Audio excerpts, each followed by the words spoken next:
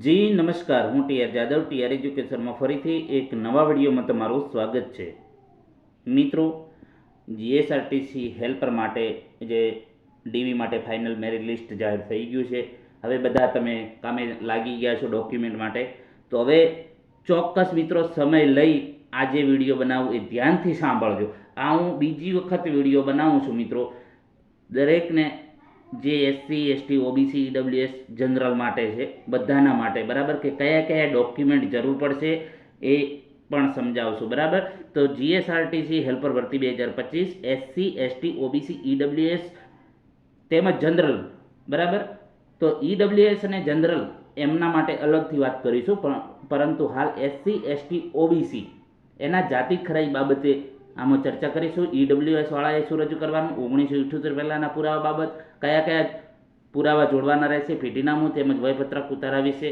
તો એક જ વિડીયોમાં જાતિ પ્રમાણપત્રની ખરાઈ વિશે સંપૂર્ણ માહિતી વિશે ચર્ચા કરીશું. તો ધ્યાનથી સમય લઈને ધ્યાનથી આ વિડીયો જોજો. અને જો ચેનલમાં નવા હોય તો ચેનલને સબસ્ક્રાઈબ કરી લેજો. અને વિડીયો પસંદ આવે તો એક લાઈક આપી દેજો. એટલું તો મિત્રો બને છે, કેમ કે તમારા આ જે છે જાતિ ખરાઈ માટેના જે વિડીયો માટે હું આજે આખો દિવસથી, મતલબ કે અલગ અલગ ડોક્યુમેન્ટ મૂકી અને ઘણા મિત્રોને પૂછીને આ બનાવું છું, બરાબર, જે જીએસઆરટીસી હેલ્પરમાં નોકરી કરી રહ્યા છે તો એમને, બરાબર. તો એ પ્રમાણે મિત્રો જે છે તમે લાઈક, શેર અને સબસ્ક્રાઈબ કરવાનું ન ભૂલતા. તો ચાલો મિત્રો, સમય ન બગાડતા આપણે મેન ટોપિક પર આવીએ.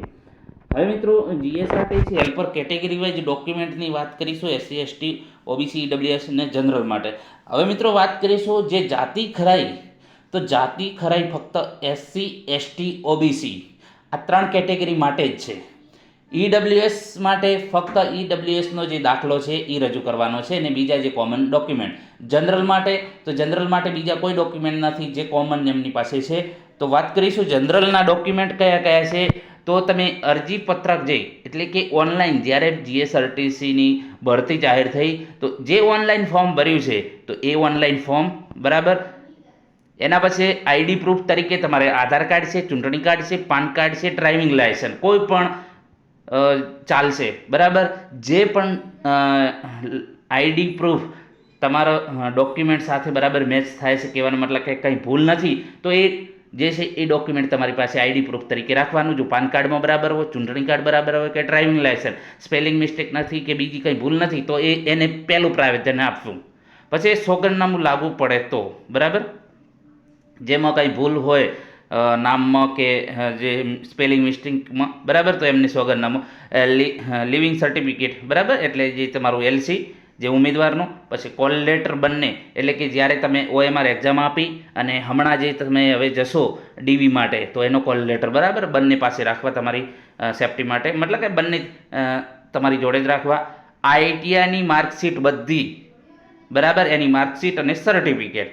એના પછી એપ્રેન્ટિસ માર્કશીટ અને સર્ટિફિકેટ, ધોરણ 10-12ની માર્કશીટ, બરાબર. જો ધોરણ 10 બાર પાસ કરી હોય, જો ફોર્મમાં 12 પાસ દર્શાવ્યું હોય તો 12 પાસ. પછી 3 ફોટા, બરાબર, કોમ્પ્યુટર સર્ટિફિકેટ સીસી જે તમારી પાસે હોય, બરાબર. આ બધાની બે કોપી પ્લસ ઓરિજિનલ તમારી સાથે રાખવાનું છે. રમતગમત પ્રમાણપત્ર જો તમે આની અંદર લખ્યું હોય તો એ પણ તમારે રાખવાનું છે, કારણ કે એમાં તમારે 5 ગુણ એડ થશે, જેની પાસે છે એની પાસે, બરાબર. હવે વાત કરીશું ઈડબ્લ્યુએસ માટે. તો અરજીપત્રક ઓનલાઈન ફોર્મ જે ભર્યું છે એ, આઈડી પ્રૂફ જે તમને વાત કરી, આધાર, પાન, ડ્રાઇવિંગ, ચૂંટણી કાર્ડ, જે પણ તમારું મેચ થતું હોય, બરાબર, એટલે કે સ્પેલિંગ મિસ્ટેક ન હોય કે બી જે તમારા ડોક્યુમેન્ટ સાથે બરાબર હોય તો એ, બરાબર. પછી અરજીમાં દર્શાવેલ નંબરવાળો જે તમારો જાતિનો દાખલો, કહેવાનો મતલબ ઈડબ્લ્યુએસ માટેનો, બરાબર, ઈડબ્લ્યુએસ જે સર્ટિફિકેટ, આઈટીઆઈ માર્કશીટ પ્લસ સર્ટી, બરાબર, આઈટીઆઈ માર્કશીટ અને સર્ટી, એપ્રેન્ટિસ માર્કશીટ અને સર્ટિફિકેટ, ધોરણ 10-12 જે લાગુ પડે, ધોરણ 10 કર્યું હોય કે 12 કર્યું હોય, બરાબર, તો એ. પછી કોમ્પ્યુટર સર્ટિફિકેટ, 3 ફોટા, એલસી આની વાત કરી, બરાબર, એલસી લિવિંગ સર્ટિફિકેટ, રમતગમત પ્રમાણપત્ર જો તમે હા લખ્યું હોય, પછી કોલ લેટર જે બંને, ને બધા ડોક્યુમેન્ટની બે કોપી. અને જો સોગંદનામું તમારે કંઈ મિસ્ટેક હોય, તમે કરાયું હોય તો સોગંદનામું. તો આટલા જે છે ઈડબ્લ્યુએસ માટે ડોક્યુમેન્ટ જોઈશે. કદાચ એકાદો ડોક્યુમેન્ટ રહી ગયો તો કોમેન્ટમાં જણાવજો, બરાબર. આટલા તો મેં બધામાં ચેક કરીને જોયા છે, બરાબર. હવે ઓબીસી ઉમેદવારો માટે તો કે ઓબીસી ઉમેદવારો માટે ઓનલાઈન અરજીપત્ર, નોન ક્રિમિનલ સર્ટિફિકેટ, જાતિ દાખલો, બરાબર, પાસપોર્ટ સાઇઝ ફોટો, એલસી ઉમેદવારનો, પછી ફાધરનું જે પણ મતલબ કે તમે જાતિ ખરાઈ માટે જે એલસી આપો છો એમનું એલસી, દાદા કે કાકાને, બરાબર. ધોરણ 10-12ની સર્ટિફિકેટ, માર્કશીટ, આઈટીએ માર્કશીટ, એપ્રેન્ટિસ માર્કશીટ, પછી ID proof, PAN card, Aadhaar card જે તમને યોગ્ય હોય, બરાબર. પછી કોલ લેટર બંને, સોગંદનામું લાગુ પડે એમને જો સોગંદનામું કરાયેલો, પેઢીનામું જો જેને લાગુ પડે એમને, વયપત્રક, બરાબર, કોમ્પ્યુટર સર્ટિફિકેટ અને એપ્રેન્ટિસ માર્કશીટ સર્ટિફિકેટ, પિતાનું એલસી જેનું પણ જોડ્યું હોય એ એલસી, અને બધાની બે કોપી, ટ્રુ કોપી કરાવી દેવી અને ઓરિજિનલ સાથે રાખવું. અને જે ફોર્મ ચેકલિસ્ટમાં આપેલું છે એ ફોર્મ ભરીને તમારી પાસે રાખવાનું. મિત્રો એક ખાસ ધ્યાન રાખી લે, જે ચેકશીટમાં આપેલું છે ફોર્મ, બરાબર, જે ડોક્યુમેન્ટ ખરાઈ બાબતમાં જે ઓનલાઈન ફોર્મ છે, મતલબ કે જીએસઆરટીસી ઉપર મૂકેલું જ છે, તો એ જે ફોર્મમાં મિત્રો તમારે કશું બીજું તમારે ફક્ત ભરવાનું છે, સહી સિક્કા બીજા તમારે એ જે અધિકારીના છે એ તમારે કશું જ નથી કરવાનું. ફક્ત ને ફક્ત જે પણ માહિતી છે એ તમારે સાચી સચોટ ભરવાની છે. ભૂલ ન થવી જોઈએ. ભૂલ થશે તો તમને પ્રોબ્લેમ થશે. જે પણ તમારી પાસે ડોક્યુમેન્ટ છે, જે પણ છે માહિતી, એ તમારે કમ્પ્લીટ ભરવાની છે, જે ચેકશીટમાં દર્શાવેલું છે એ પ્રમાણે, બરાબર. એ ફોર્મ છે એ ફોર્મ ભરી અને સહી સિક્કા તમારે નથી કરવાના, એ જે જીએસઆરટીસીને તમારે આપવાનું છે. જીએસઆરટીસીવાળા એ જે તે કચેરીમાં આપશે, બરાબર. તો આ જે છે ઓબીસી માટે. એસટી કેટેગરી ઉમેદવારો માટે ઓનલાઈન અરજીપત્ર જે તમે ઓનલાઈન ફોર્મ ભર્યું છે એનો, જાતિનો દાખલો, બરાબર, જાતિનો દાખલો, પાસપોર્ટ સાઇઝના 3 ફોટા, એલસી ઉમેદવારનો, ITI marksheet plus certificate, ID proof જે વાત કરી, આધાર, પાન, ચૂંટણી કાર્ડ, ડ્રાઇવિંગ, પછી પેઢીનામું લાગુ પડે એમને, સોગંદનામું જેને લાગુ પડે, જે કંઈ સુધારો વધારો કરાવ્યો હતો, પછી કોલ લેટર બંને, જે ઓએમઆરના જે કોલ લેટર હતો એ પણ તમારે સાચવીને રાખવાનો તમારી પાસે, અને જે હમણાં નીકળશે એ, બરાબર. પછી કોમ્પ્યુટર સર્ટિફિકેટ, એપ્રેન્ટિસ માર્કશીટ અને સર્ટિફિકેટ, બરાબર. એના પછી નમૂનો ઘ, એ તમે ચેકલિસ્ટ જોશો તો એમાં નમૂનો ઘ અને ચ આપેલો છે, એ બાંયધરી પત્રક, બરાબર. જે નમૂનો ઘ, નમૂનો ચ અને બાંયધરી પત્રક એ તમે જોશો એ શું ભરવાનું છે, એમાં તમામ ડિટેલ આપેલી છે, એ હમણાં આપણે જોઈશું, બરાબર. પિતાનું એલસી, દાદાનું કે પિતા, દાદાનું કે કાકાનું કોઈનું જે પણ તમે જોડ્યું હોય, ધોરણ 10-12 માર્કશીટ અને સર્ટિફિકેટ બધાની બે કોપીને ઓરિજિનલ, પછી વયપત્રક ડુપ્લિકેટ હોય તો એલસી, બરાબર. અને ફોર્મ ચેકલિસ્ટ આપેલું છે એ તમારે કમ્પ્લીટ ભરવાનું છે, બરાબર. તો એ જે છે ફોર્મ આપેલું છે તો એ ફોર્મ કમ્પ્લીટ ભરી તમારે કંઈ પણ સહી સિક્કા કરાવવાના નથી. જે તે એ તમે ફોર્મ ભરીને તમે જે આખો ડિટેલમાં, તો એ ફોર્મ તમે તમારે જીએસઆરટીસીને જમા કરવાનું છે. આ જે ખરાઈ બાબતમાં તમારે જવાનું ક્યારે કે જ્યારે તમારે ડોક્યુમેન્ટ વેરિફિકેશન બાબતે બોલાવે એ દિવસે બધું તમારે લઈને જવાનું છે, બરાબર. એસસી ઉમેદવારો માટે તો કે ઓનલાઈન અરજી ફોર્મ, આઈડી પ્રૂફ, આધાર, પાન, જે પણ તમને મતલબ કે કંઈ ભૂલ ના હોય એ ડોક્યુમેન્ટ તમારે પાસે રાખવાનું. 2 તો રાખવાનું જ, જો પાન હોય, ડ્રાઇવિંગ હોય, આધાર હોય, પાન, અને તમારી પાસે રાખશો, મતલબ કે અમદાવાદ તમે લઈને જશો તો તમને કંઈ એટલું વજન નહીં લાગે, બરાબર. એટલે જે તમને બરાબર છે આઈડી પ્રૂફ તો એ તમારે ત્યાં જમા કરાવવાનું, મતલબ કે આપવાનું છે એનો ઝેરોક્સ. પછી એલસી ઉમેદવારની એલસી, પિતા, દાદા, કાકા, ફોઈનું ધોરણ 10-12 માર્કશીટ અથવા તો સર્ટિફિકેટ, મતલબ કે માર્કશીટ અને સર્ટિફિકેટ, પેઢીનામું લાગુ પડે અને સોગંદનામું, કોમ્પ્યુટર સર્ટિફિકેટ, કોલ લેટર બંને ઓએમઆરને જે છે હવે નીકળશે પાછા, બરાબર. પછી વયપત્રક લાગુ પડે એને, પાસપોર્ટ સાઇઝના ફોટા 3, જાતિનો દાખલો, સક્ષમ અધિકારી એ વાત કરી જિલ્લા પંચાયત અધિકારી જે તમને કાઢી આપે, એપ્રેન્ટિસ માર્કશીટ અને સર્ટિફિકેટ, આઈટીઆઈ માર્કશીટ અને સર્ટિફિકેટ, બરાબર. તો આ ડોક્યુમેન્ટ છે. એના પછી બધાની બે કોપીને ઓરિજિનલ, બરાબર. બે કોપી તમારે ટ્રુ કોપી કરાવી દેવાની, અને પછી તમારી જે ઓરિજિનલ છે એ તમારી પાસે રાખવાની, અને જે ફોર્મ આપેલું છે ચેકલિસ્ટમાં એ કમ્પ્લીટ ભરવાનું છે. એમાં તમારા ભાઈની, બહેનની એ જે એના આગળ પછી આપણે ફોર્મ પ્રમાણે વાત કરીશું. તો આ જે છે ડોક્યુમેન્ટ છે, આટલા ડોક્યુમેન્ટ ફરજિયાત તૈયાર રાખવાના છે તમારે. હવે વાત કરીશું, આપણે અગાઉ 2-3 વિડીયો બનાવી લીધા છે એસસી, એસટી, ઓબીસી માટે શું શું જોઈશે, બરાબર, કયા કયા ડોક્યુમેન્ટ. તેમ છતાં હજી ઘણા મિત્રોને જે છે પ્રોબ્લેમ છે. હવે મિત્રો પેઢીનામું ક્યારે કઢાવવાનું એક સમજી લો, કોમન દરેક માટે, મતલબ કે એસસી, એસટી, ઓબીસી માટે પેઢીનામું ક્યારે, આ ખાસ ધ્યાન રાખજો કે પેઢીનામું ક્યારે તમારે કઢાવવાનું છે. તો તમારા પિતા અભણ હોય અને 1/4/1978 આ ખાસ મિત્રો સમજી લો. તમે વિડીયો જોતા નથી, એમ અને એમ ડાયરેક્ટ પૂછ્યા કરો છો કોઈ પણ નાની નાની બાબતમાં, એટલા ફોન મેસેજ, બરાબર. તમે તમારું કન્ફ્યુઝન હોય, આપણે જવાબ આપીએ, પરંતુ તમે આપણે વિડીયાનું પૂછીએ તો કે સાહેબ વિડીયો હજી નથી જોયો. તો ભાઈ તમારા માટે, દરેક માટે હું એક એકને ના જવાબ આપી શકું. તો તમને દરેક માટે તમે એક વખત વિડીયો તો ધ્યાનથી જુઓ, શું કહેવા માંગે છે, તો તમને ચોક્કસ માહિતી આવશે. તમે એમ અને વિડીયો જોયા વગર ડાયરેક્ટ પૂછપૂછ કરો, એમાં મિત્રો ના ચાલે. એટલે તમારે પણ જો સાચી માહિતી જોઈતી હોય તો એ પણ તમારે વિડીયો જોવો પડશે. તો પેઢીનામું કોને કરાવવાનું? 1/4/1900 પહેલાંનું એલસી અથવા તો વયપત્રક હોય તો એમને કશી માથાકૂટમાં પડવાનું નથી.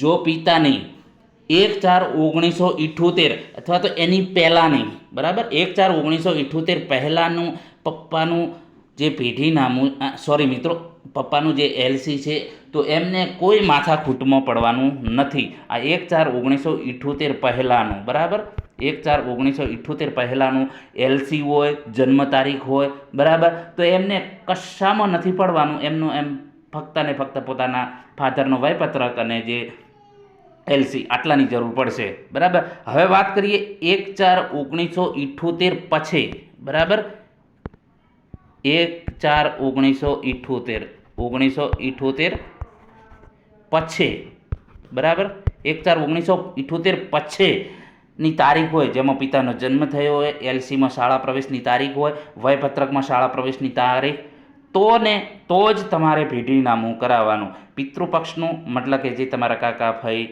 મોટા બાપા, તો એમનું, અને પેઢીનામું તલાટી કરી આપશે, બરાબર. હવે પેઢીનામું કઢાવવું, બરાબર. જો જેની તમે એલસી લીધી છે, પેઢીનામું કઢાવવામાં જેની એલસી તમે લીધી છે, કાકા, ફોઈ કે દાદા, તો એ જો હયાત હોય તો સોગંદનામામાં અરજદાર તરીકે એમનું નામ આવશે, બરાબર, એમને અરજદાર તરીકે એમનું.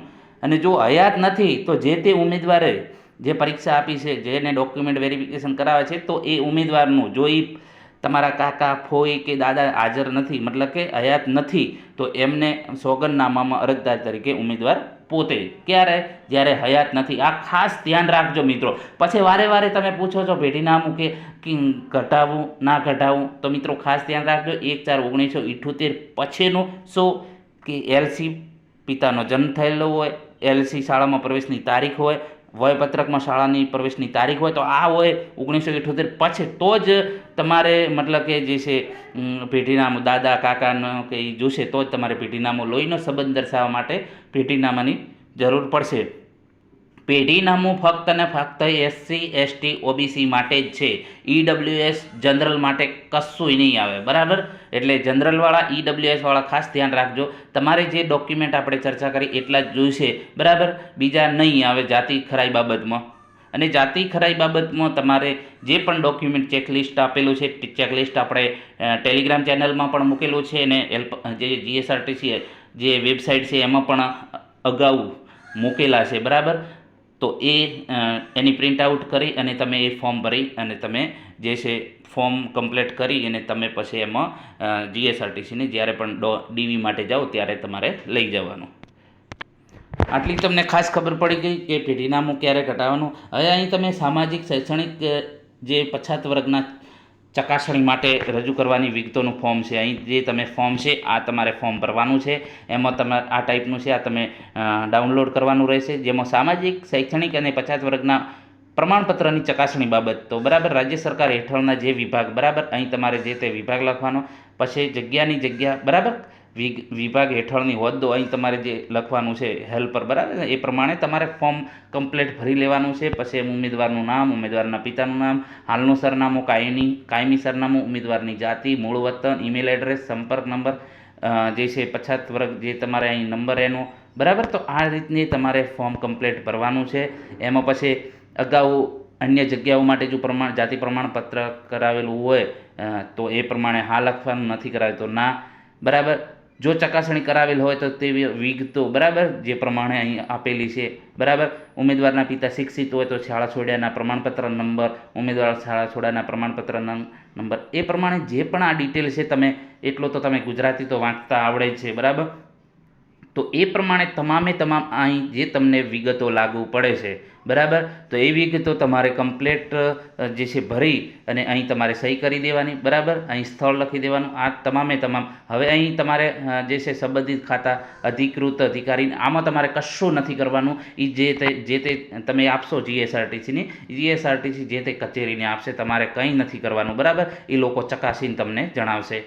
પછી અહીં જો એ પ્રમાણે આપેલું છે સામાજિક અને શૈક્ષણિક રીતે પછાત વર્ગના પ્રમાણપત્રની ચકાસણી માટે વિગતો રજૂ કરવાની ધ્યાને લેવાની સૂચનાઓ બરાબર. અહીં તમે જોઈ શકો છો ઉમેદવારોએ જે નિયત ફોર્મ, જે ફોર્મની વાત કરી છે કમ્પ્લીટ જે લાગુ પડતા અને જરૂરી પ્રમાણપત્રો નકલો સહિત જે તે જગ્યાની ખાતાની જગ્યા માટે પસંદગી થયેલ હોય તે ખાતા મારફતે રજૂ કરવાનું રહેશે. અહીં તમે જોઈ શકો છો તમારે જવાનું, કહેવાનો મતલબ કે જે તે કચેરીમાં જવાનું નથી.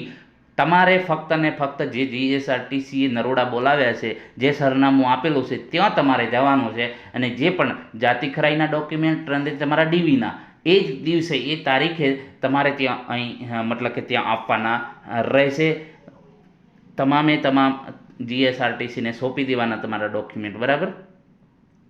પછી સામાજિક રીતે શૈક્ષણિક વર્ગના ઓબીસી વિદ્યાર્થીઓને ચકાસણી માટે ઉમેદવારે રજૂ કરતા પુરાવા. હવે અહીં મિત્રો ઘણા આપેલા છે, એમાં જે તમને લાગુ પડતા હોય તો કે ઉમેદવારનું શૈક્ષણિક રીતે પછાત વર્ગનું જાતિ પ્રમાણપત્ર હોય, પછી ધોરણ 10 ધોરણ 12માં શાળા પ્રમાણપત્ર અથવા તો વયપત્રકનો ઉતારો એમાં જાતિ દર્શાવેલી હોય, પછી પિતાશ્રીના શાળા પ્રમાણપત્ર અને ધોરણ 1નો વયપત્ર એમાં જાતિ દર્શાવેલી હોય. તો એ અહીં મિત્રો ઘણા આપેલા છે. પછી ઘણા જે છે બીજું તમે અહીં જોઈ શકો છો કે ઉમેદવારની સામાજિક અને શૈક્ષણિક રીતે પછાત વર્ગની જાતિ પેટા જાતિ બતાવવામાં આવી હોય તો 1/4/1978 કે એ પહેલાં પિતા સિવાયના પિતૃપક્ષના આધારો એટલે કે કાકા, ફોઈ, દાદા, પરદાદાનું શાળા છોડ્યાનું પ્રમાણપત્ર, ધોરણ 1ની શાળાનો વયપત્રનો ઉતારો તેમજ તલાટી રેવન્યુ સમક્ષ જે પેઢીનામું રજૂ કરવાનું રહેશે. તો આના વિશે, આ મુદ્દા વિશે તમને સમજાયેલું છે કે 1/4/1900 પહેલાંનું તમારું જે તમારા ફાધરનું અથવા તો તમારા પિતાનું 1/4/1978 પહેલાંનું એલસી અથવા તો વયપત્રક હોય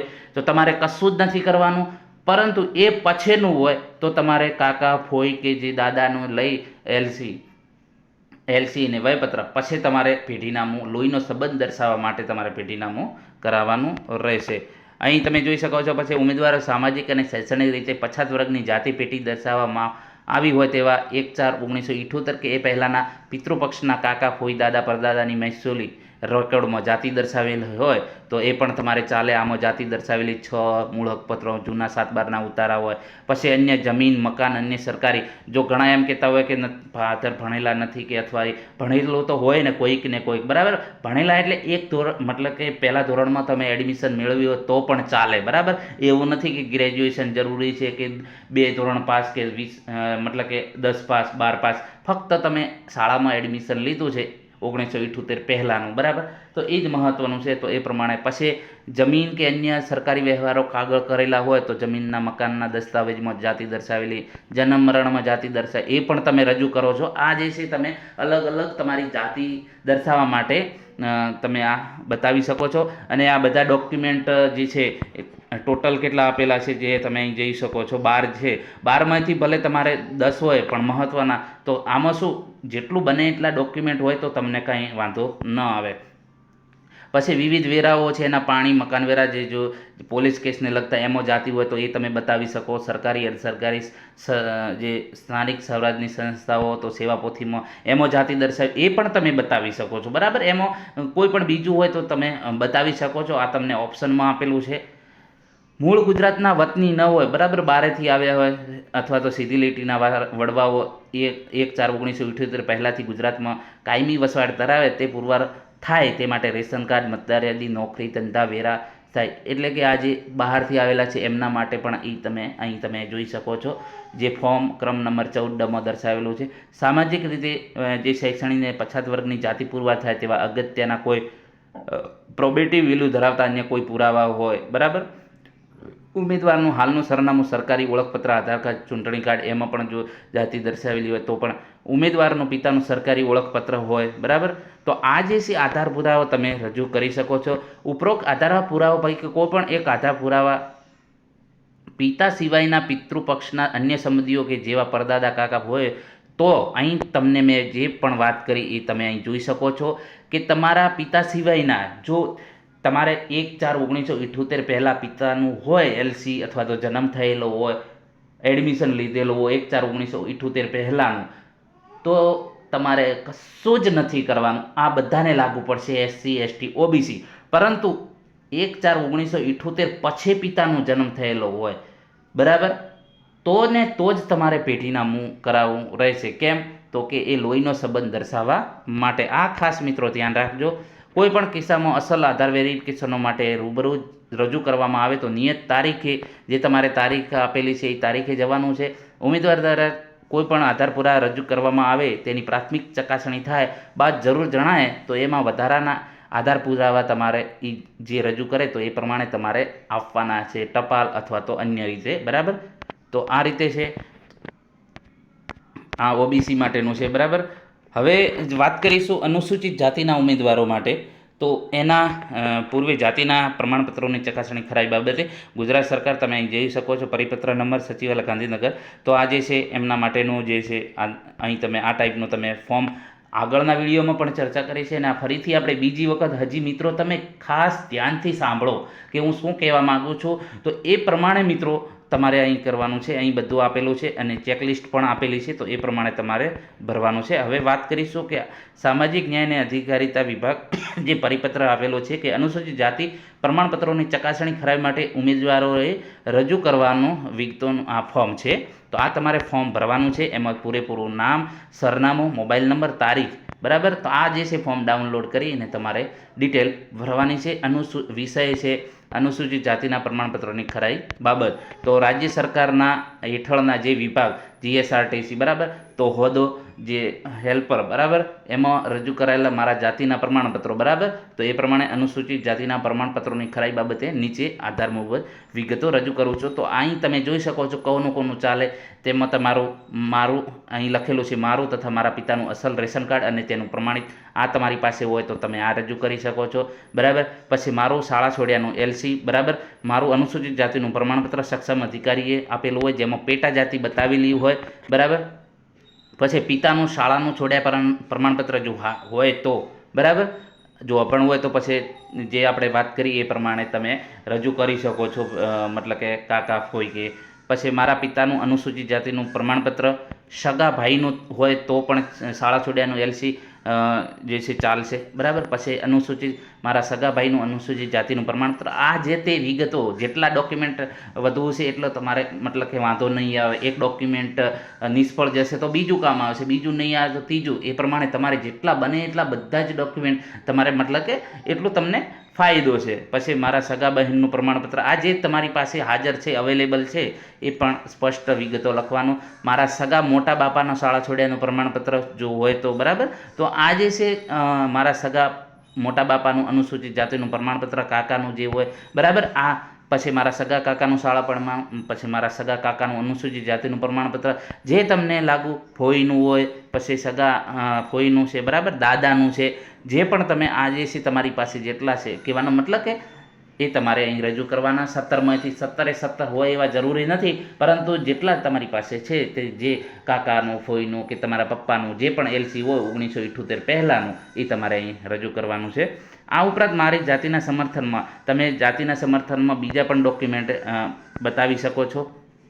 મારા પિતરાઈ ભાઈનું શાળા છોડ્યાનું પ્રમાણપત્ર જો હાજર હોય તો તમે આ પણ બતાવી શકો છો તમારી જાતિ ખરાઈ માટે. મારા પિતાનું અનુસૂચિત જાતિનું પ્રમાણપત્ર, બહેનનું, બરાબર. તો આ રીતનું છે તમારે. હવે મારા કુટુંબ પરિવારનું પેઢીનામું વાત આપણે કરેલી છે. વારંવાર આપણે કહીએ છીએ કે જાતિના સમર્થનમાં આપની સાથે લોહીનો સંબંધ ધરાવતા જે વ્યક્તિના આધાર પુરાવા રજૂ કરવામાં આવે, બરાબર, તો જાતિના આમાંથી જે તમારી પાસે અવેલેબલ છે એમાંથી ગમે તેનું, પિતાનું હોય, 1978 પહેલાંનું હોય તો પિતાનું હોય તો કોઈ માથાકૂટ જ નથી. નહીં તો પેઢીનામું ક્યારે કરાવવું એનું આપણે તમને વારંવાર કીધેલું છે, બરાબર.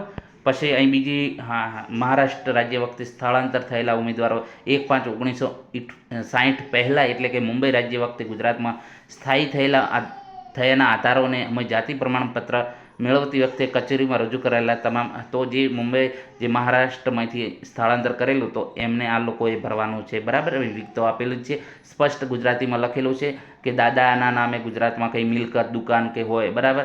એમાં પછી કંઈક બેંકમાં ખાનગી નોકરી કરતા હોય તો એમાં પ્રમાણપત્ર હોય તો એમાં જાતિ દર્શાવેલી હોય તો તમે આ દર્શાવી શકો છો, બરાબર. મિલકત પછી નમૂના જે 7/12ના ઉતારા છે બેંક, બરાબર. તો અહીં તમે જોઈ શકો. પછી અન્ય રાજ્યમાંથી સ્થળાંતર કરેલ ઉમેદવારો 10/8/1950 પહેલાં ગુજરાત રાજ્યમાં સ્થાયી થયા હોય તો એ જાતિ પ્રમાણ મેળવતી વખતે રજૂ કરવાના જે છે અહીં તમે જોઈ શકો છો કે મારા દાદાના નામે સેમનું સેમ, બરાબર. તો અહીં જે પ્રમાણે ગુજરાતીમાં લખ્યું છે એ પ્રમાણે તમારું લખવાનું છે. દાદાનો ધર્મ, પિતાનો ધર્મ, બરાબર, ઉમેદવારની સહી, આ ટાઈપનું તમારે ભરવાનું છે. હવે સંબંધિત ખાતા સંસ્થા અધિકૃત કરેલા અધિકારીનું પ્રમાણપત્ર, બરાબર. આમાં તમારે ખાલી વિગતો ભરવાની છે, જેટલા ડોક્યુમેન્ટ છે એ તમારે અહીં રજૂ કરવાના છે. અધિકૃત જે અધિકારી છે આમાં તમારે કશું કરવાનું જ નથી, બરાબર. આમાં ફક્ત તમારે જેટલા ડોક્યુમેન્ટ છે અથવા તો આમાં ઉમેદવાર તરફથી કોઈ ચોક્કસ અસલ પ્રમાણપત્રો દસ્તાવેજો રજૂ ન થયેલ હોય અથવા તો તપાસ જણાવેલ હોય તેની સ્પષ્ટ વિગતો તમારે અહીં લખવાની છે, બરાબર. હવે ડોક્યુમેન્ટ કયા કયા આપણે ડોક્યુમેન્ટની વાત કરી દીધી છે કે અનુસૂચિત જાતે, તો જે તમારે જે ફોર્મ છે તો એ ફોર્મ તમારે ચેકલિસ્ટ મુજબ સામેલ કરવામાં એ જે છે ફોર્મની વિગતો તમામ ભરવાની છે. પછી અનુસૂચિત જાતિ અંગે જાતિ પ્રમાણપત્ર ચકાસણી માટે ઉમેદવારે રજૂ કરવા પાત્ર આધાર પુરાવા, તો ઉમેદવાર શાળા છોડ્યાનું પ્રમાણ, ઉમેદવારનું અનુસૂચિત જાતિનું પેટા જ્ઞાતિની સ્પષ્ટતાવાળો અથવા તો એની નકલ, બરાબર. તો એ પણ ચાલે. ઉમેદવારના પિતાનું શાળા છોડ્યાનું અસલ જો 1/4/1978 પહેલાંનું હોય તો, નહીં તો પછી દાદા કે ફોઈનું પણ ચાલે, બરાબર. ઉમેદવારના પિતાનું અનુસૂચિત જાતિનું, ઉમેદવારના ભાઈ બહેનના છોડ્યાનું શાળા પ્રમાણપત્ર એ પણ હોય તો ચાલે. ઉમેદવારના ભાઈ બહેન અનુસૂચિત જાતિના અસલ નકલ પ્રમાણપત્રો, અહીં વાત કરેલી પિતા અભણ હોય, બરાબર. પિતા અભણ હોય તેવા કિસ્સામાં દાદા, કાકા, કોઈ પણ એક જાતિનું જે છે એનું દસ્તાવેજ અને પેટીનામું. રેશન કાર્ડ, એમાં પણ જો જાતિ દર્શાવેલી હોય તો એ પણ ચાલે. ઉમેદવાર તથા તેઓ પિતા જે શાળા છોડ્યાના પ્રમાણપત્રો ડુપ્લિકેટ મેળવેલા હોય, બરાબર, તો એ માટે તમારે વયપત્રક રજૂ કરવાનું રહેશે. આપણે વારંવાર એકને એક વાત કરીએ છીએ, જો ઉમેદવારની પિતાની તથા ઉમેદવારના ભાઈ બહેનની અટક નામ, બરાબર, અટક નામ કે ભૂલ હોય તો તમે સોગંદનામું, અહીં તમે લખેલું કે સોગંદનામું અથવા તો ગેજેટ અસલમાં, મિત્રો, અસલ જે નકલમાં તમારે રજૂ કરવાનું. પિતાનું કે કાકાનામાં કે કંઈ ભૂલ હોય તો એમાં પેટા જાતિ કે અટક કે નામ, તો એમાં તમારે ગેજેટ કે સોગંદનામું રજૂ કરવાનું છે. અનુસૂચિત જાતિ સંબંધી પિતા, પ્રપિતા, વડવાઓ અન્ય રાજ્યોમાંથી વસવાટ કરેલો હોય તો 10/8/1950થી બહાર પડ્યાની તારીખે પહેલાં ગુજરાત રાજ્યમાં કાયમી વસવાટ ધરાવતા હોય તેનું રેવન્યુ એટલે કે જે મહેસૂલી રેકોર્ડ આધારિત પુરાવોની અને પ્રમાણિત નકલો કઈ તો અહીં આપેલી છે, બરાબર. એ આપણે વાત કરેલી છે. અનુસૂચિત જાતિ સંબંધિત ઈસમ અગર તો પિતા, વડવાઓ જે સ્થળાંતર કરીને આવેલા છે તો એના વિશે પણ આપણે વાત કરેલી છે. કોઈ પણ કિસ્સામાં અસલ આધારો જે છે ચકાસણી ખરાઈ માટે રૂબરૂ રજૂ કરવામાં આવે તો નિયત તારીખે તમારે હાજર રહેવાનું રહેશે, બરાબર. એ વાત કરેલી છે. જે તમારે તારીખ છે એ તારીખે જ્યારે ડીવી માટે જાઓ છો ત્યારે આ તમારે ફરજિયાત લઈને જવાનું છે. સ્પષ્ટ તમે એમાં લખેલું જ છે, બરાબર. ઘણા પૂછે છે ક્યારે આ જાતિ પ્રમાણપત્ર, હાલ જે ટાઈમ છે તમારે ડોક્યુમેન્ટ ભેગા કરી લો, પછી જ્યારે ડીવી વખતે તમારે આ બધું લઈને જવાનું છે, બરાબર. તો આ જે છે એસસી માટેના. હવે વાત કરીશું જે એસટીના ઉમેદવારો માટે. તો એસટીના ઉમેદવારોએ ચકાસણી સમિતિ દ્વારા અનુસૂચિત આદિજાતિ પ્રમાણપત્રોની ખરાઈ બાબત, તો કે ચકાસણી સમિતિની જે છે જે સરકારી નોકરીઓ છે, ચૂંટણી છે, ધોરણ 10 પછી કોઈ શૈક્ષણિક સંસ્થામાં પ્રવેશ ઉમેદવારો માટેની જે અનુસૂચિત જાતિ પ્રમાણપત્રોની તપાસ કરવી જોઈએ. તો અહીં જે આપેલું છે કે પ્રમાણપત્રો મેળવ્યા પછી જે લાભ મેળવનાર વ્યક્તિ અનુસૂચિત આદિજાતિ તરીકેના લાભો લઈ શકે, એટલે જે ચકાસણી સમિતિ નક્કી કરશે એ પ્રમાણે એ લોકો આ તમને આપશે. તો એમાં સક્ષમ અધિકારી પાસેથી અનુસૂચિત આદિજાતિ પ્રમાણપત્ર મેળવ્યા પછી જે અધિનિયમની કલમ પ્રમાણે અનુસૂચિત આદિજાતિએ ઉપલબ્ધ લાભો અને છૂટછાટો લેવા ઈચ્છુક કોઈપણ વ્યક્તિએ આવા પ્રમાણપત્રોની ખરાઈ માટે, જે તમારે પ્રમાણપત્રો એના ખરાઈ માટે પ્રમાણપત્ર મેળવવા માટે જે ચકાસણી સમિતિએ નમૂના ઘમાં અગાઉથી અરજી કરવી જોઈએ, બરાબર. એટલે જે અહીં ડોક્યુમેન્ટની જોઈએ વાત કરીશું તો અરજદારે આદિજાતિ પ્રમાણપત્રની ખરાવવા માટે પોતાની અરજી સાથે જે દસ્તાવેજો છે તો જે તમારો અસલ દસ્તાવેજ વાત કરીએ કે એક પ્રમાણિત નકલ સાથે અરજદારનું અસલ અનુસૂચિત આદિજાતિનું પ્રમાણપત્ર, બરાબર. તો આ જે છે અસલ તમારું જે પછી નમૂના ચમો સોગંદનામું એફિડેવિટ, બરાબર.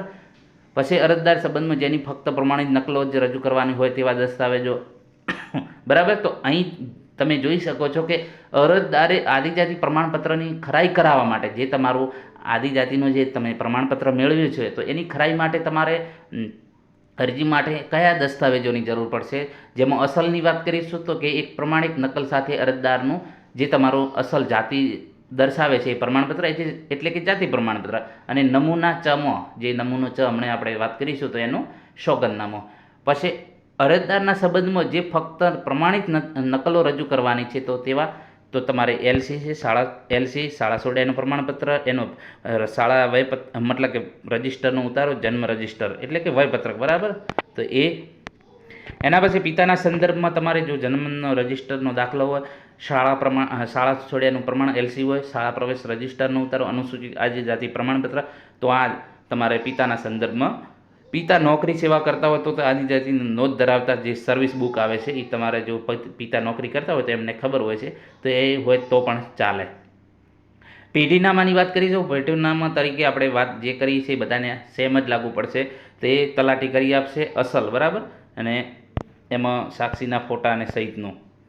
હવે જો પિતા નિરીક્ષક હોય, બરાબર, વાત કરીશું કે પિતા અભણ છે તો એમના પિતૃપક્ષના લોહી સંબંધ ધરાવતા હોય તો એમનું એલસી ચાલશે, જે પ્રમાણે કાકા જે ફોઈ છે, દાદા છે, બરાબર. તો એ પ્રમાણે અન્ય દસ્તાવેજો, બરાબર, તો કે મહેસૂલી રેકોર્ડ, જો બીજા તમે દસ્તાવેજો જમા કરાવી શકો છો. ઓપ્શનમાં આપેલા છે કે કોઈ ઘરમાં ભણેલું નથી એવું તો ના બને, એકાદું તો કોઈ નીકળે જ ભણેલું, અને ભણેલું ખાસ એવું જરૂર નથી, ભલે એકમાં ધોરણ 1માં મતલબ કે એડમિશન લીધેલું હોય પછી 1-2 ભણીને પછી મતલબ કે છોડી દીધું તો પણ એમનું ચાલે 1978 પહેલાંનું, બરાબર. હવે અન્ય દસ્તાવેજો તો વાત કરીશું. જે અન્ય દસ્તાવેજો છે મહેસૂલ રેકોર્ડ જેવા કે જન્મ રજિસ્ટર, 7/12નો ઉતારો, જે પણ અહીં તમે જોઈ શકો છો એ તમારી પાસે હોય તો એ પણ તમે કરી શકો છો. આ બીજી વખત આપણે વિડીયો બનાવીએ છીએ, બરાબર. 1956ની સ્થિતિએ જંગલના નેસમાં કાયમી વસવાટ ધરાવતા દસ્તાવેજો હોય એ પણ તમે રજૂ કરી શકો છો. ચકાસણી સમિતિ દ્વારા કોઈ અન્ય દસ્તાવેજોની માગણી કરવામાં આવે તો તમારે અવશ્ય રજૂ કરવાના રહેશે, બરાબર. હવે અહીં તમે જોઈ શકો છો નમૂનો ઘ જે ફોર્મ છે અહીં આપેલું છે કે અનુસૂચિત આદિજાતિ પ્રમાણપત્રોની ચકાસણી. તો આ ફોર્મનો જે છે તમારે ડાઉનલોડ કરીને તમારે ભરવાનું છે. અહીં તમારી વિગત આપેલી છે, સંપૂર્ણ ગુજરાતીમાં બતાવેલી છે, તો ગુજરાતીમાં તમને ખબર જ છે તો એ પ્રમાણે તમે તમામે તમામ ફોર્મ ભરી શકશો જે પણ તમારી પાસે છે, જે તમારે રજૂ કરવાનું છે, બરાબર. શિક્ષણના અભ્યાસ, શૈક્ષણિક સંસ્થાનું નામ, બરાબર, જે અભ્યાસ કર્યો હોય એ તમામે તમામ તમારે અહીં જે છે તમારી પાસે જે ડોક્યુમેન્ટ છે એ પ્રમાણે તમે એમાં ભરી શકશો, બરાબર. હવે અહીં છેલ્લે તમારે જે છે તમારી સહી આવશે, બરાબર, અને અહીં તમારા પિતાની વાલીની સહી.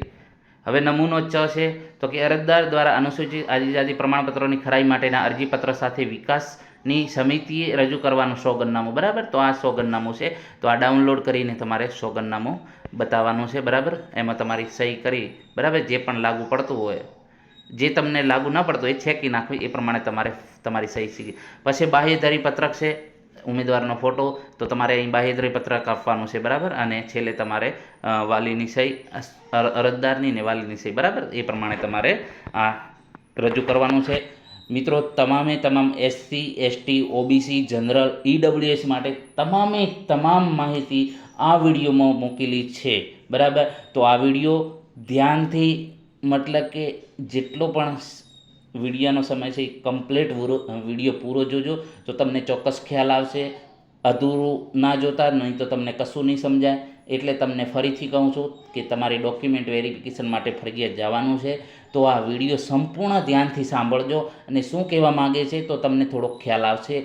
કેમ કે મિત્રો, હું કોઈને એકને ના કહી શકું કે ભાઈ આમ છે તેમ છે, હજારો ફોન કોલ્સ આવે છે, મેસેજ આવે છે. તો આ તમારા માટે ખાસ છે અને ખાસ સંપૂર્ણ જોજો તો તમને ઘણો ફાયદો થશે. જો પસંદ વિડીયો આવે તો લાઇક શેર અને મિત્રો ચેનલને સબસ્ક્રાઈબ કરવાનું ન ભૂલતા. Thank you for watching this video. અન્ય કોઈ સમજાણું ન હોય તો કોમેન્ટમાં જણાવજો. Thank you for watching this video.